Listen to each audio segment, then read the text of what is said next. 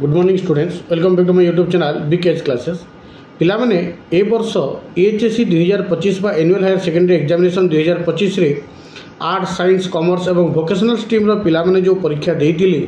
जदि कोनोसी छात्र बा छात्री कोनोसी कारणवशतः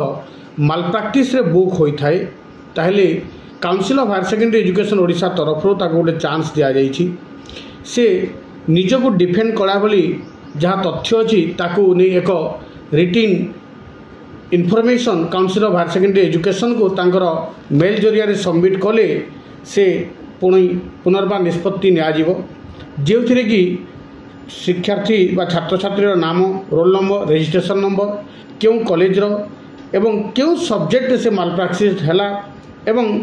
से प्रकृति में माल प्रैक्टिस करूला ना करूनथिला एभली किछि इनफॉरमेशन हैंड रिटन एप्लिकेशन सहित से काउंसिल रो coechcoisa@gmail.com को मेल कले ता जो माल प्रैक्टिस बुक करा से प्रति गुरुत्व दिया ध्यान दिया जहाँकि परवर्ती समय रे जदि कौन प्रकार रिलैक्सेशन होए ताहले से निहाती भाव से रिलैक्सेशन पाई परिबो एवं निजर